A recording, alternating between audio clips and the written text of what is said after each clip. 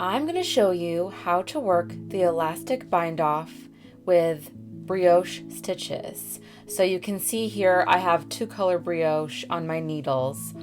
And first I want to show you what it looks like when it's finished. So this is the end of the BrioComfort Shawl.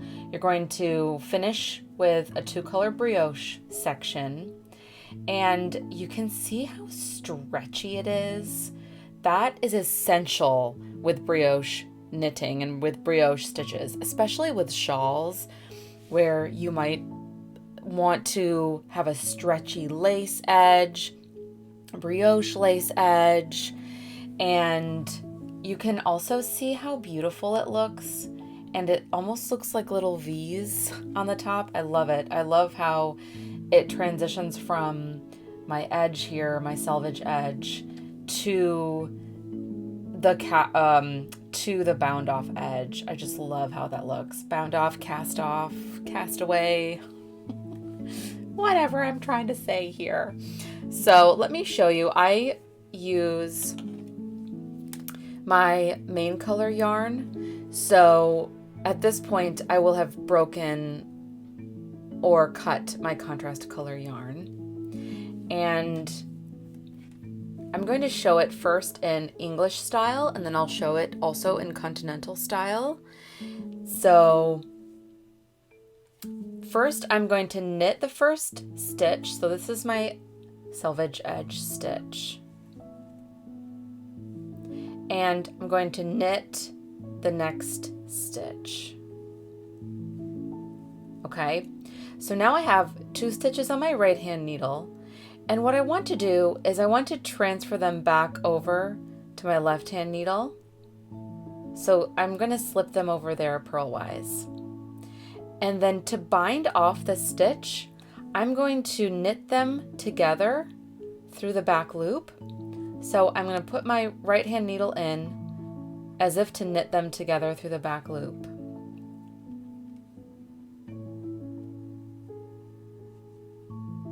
And now I have just bound off 1 stitch.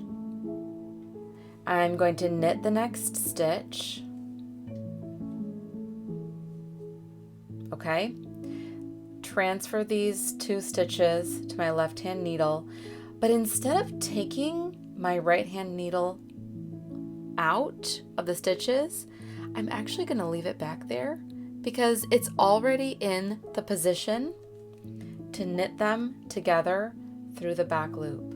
So it's kind of like a little cheat, like you're skipping a step.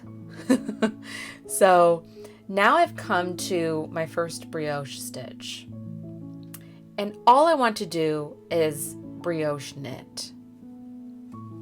So I'm going to put my needle in as if to knit, and you want to make sure you're going through both a slipped stitch and the yarn over. Bark 1, slip them onto my left hand needle, knit them together through the back loop. Metal needles can be so slippery, right? So you can already see what it looks like on the top. And now I've come to a single stitch, and I just want to knit that stitch. So the difference is when you come to a when you come to a single stitch, you just want to knit that stitch.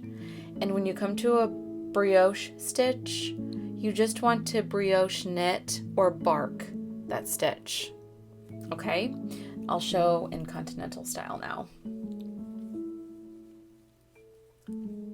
Knit 1, slide those stitches on the left hand needle, knit them together through the back loop. Brioche knit,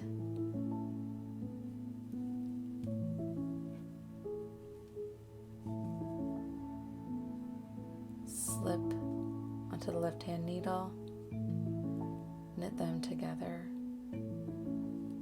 through the back loop.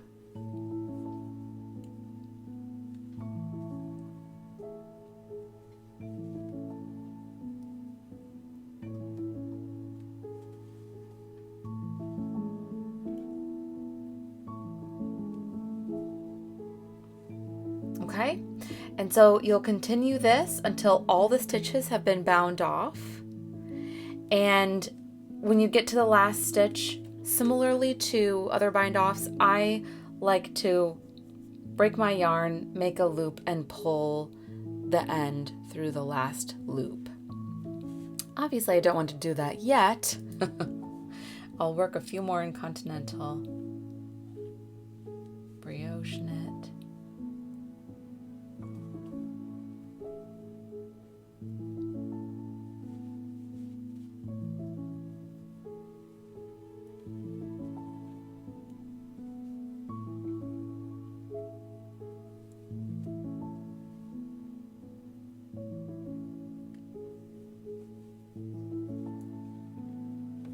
Okay, one thing I also love about this bind off is you can see the little contrast color bumps showing up.